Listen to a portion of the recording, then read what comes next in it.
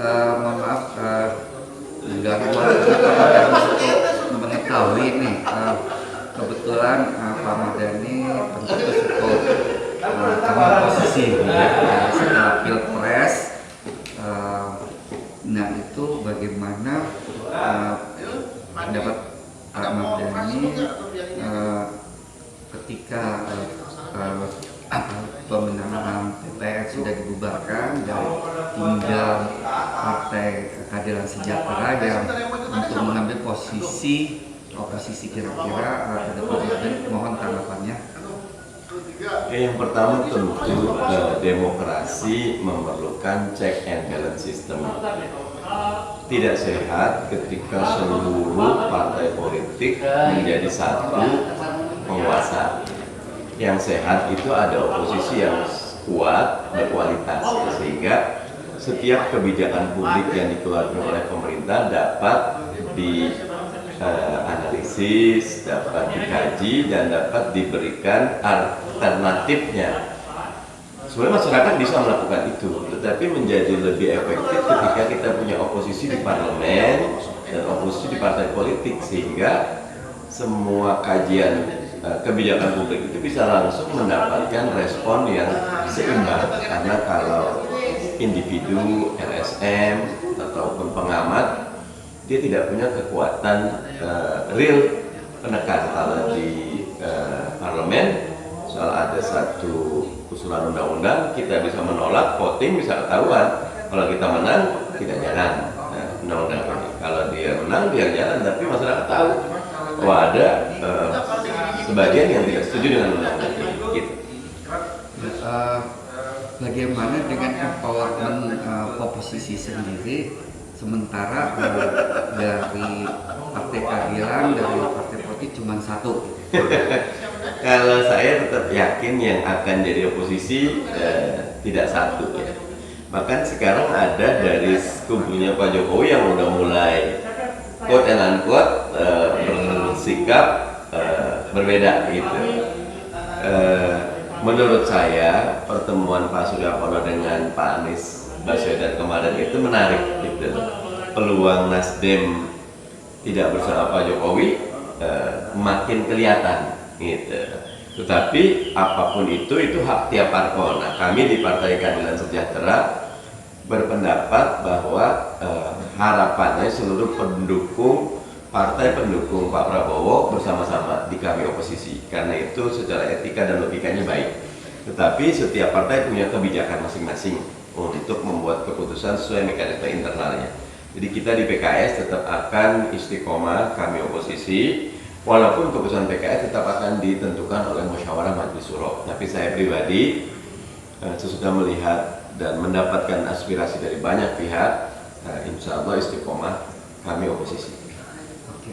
Jadi mungkin melibatkan yang terkuat adalah rakyat sendiri. Pasti ya. Saya selalu ingat kisah cicak versus buaya ya. Mana mungkin cicak bisa mengalahkan buaya. Tapi ketika cicak itu didukung oleh semua rakyat, alhamdulillah dia bisa menang. Nah, kami pun oposisi bukan masalah besar kecilnya, tetapi masalah kualitas dan integritasnya. Kalau kami berintegritas, kami berkapasitas, didukung masyarakat, insya Allah akan jadi kekuatan penekan yang besar. Nah, terakhir Pak Mardhani, ini setelah pilpres kan tentunya beberapa kubu atau mungkin dipersiapkan untuk 2024. Nah, mohon tanggapannya untuk siapa untuk the next setelah 2 periodenya Pak Jokowi. Tentu ada beberapa kandidat yang insya Allah banyak dari kalangan muda. Kira-kira Pak Mardhani sendiri jika ditawarkan untuk memimpin 2024, bagaimana tanggapannya?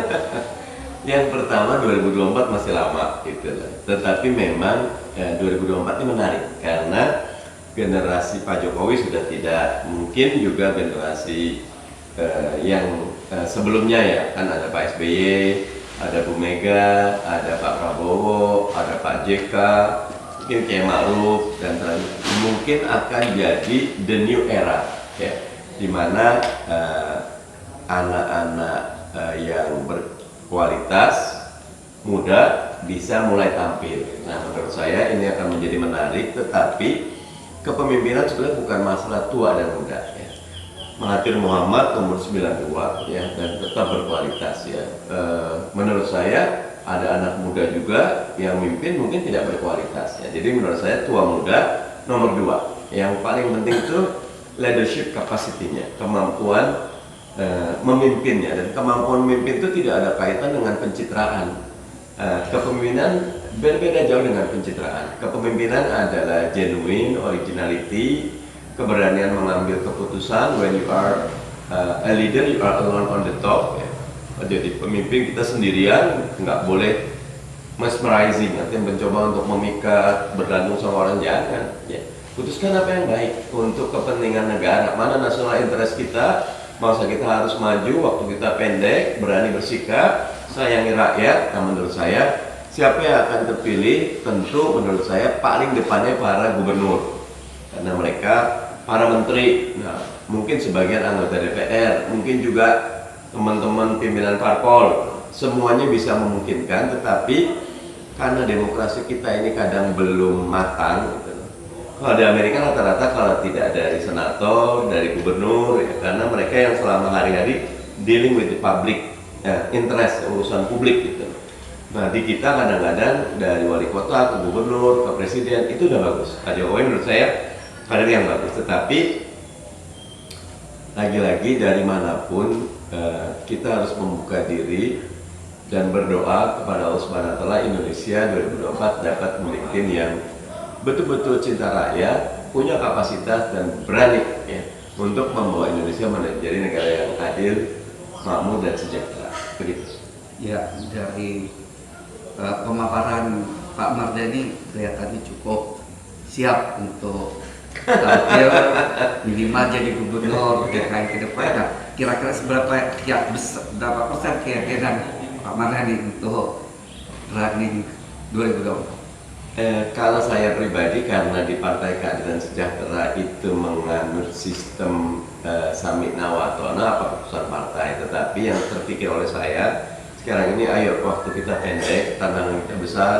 Myanmar pertumbuhan ekonomi sudah 8%, Kamboja, Vietnam bahkan udah mulai melampaui kita, Thailand, Singapura masih di atas kita, Malaysia juga, Indonesia dengan modal penduduk, modal sosial yang Bhinneka Tunggal Ika, modal ideologi agama yang kuat, religius. Menurut saya kita punya peluang untuk menjadi negara maju yang sejahtera, yang besar. Nah, tergantung memang pemimpinnya. Nah, karena itu, ayo 5 tahun ke depan publik harus cerdas. Pilih pemimpin jangan cuma yang ganteng, pilih pemimpin bukan cuma yang sibuk masuk ke gorong-gorong gitu loh, tapi yang punya kapasitas dan punya integritas. Terima kasih Pak Raffi.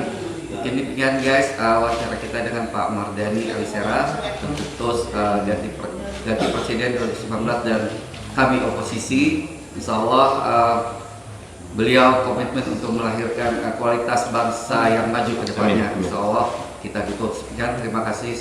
Assalamualaikum warahmatullahi wabarakatuh. Salam. Terima kasih.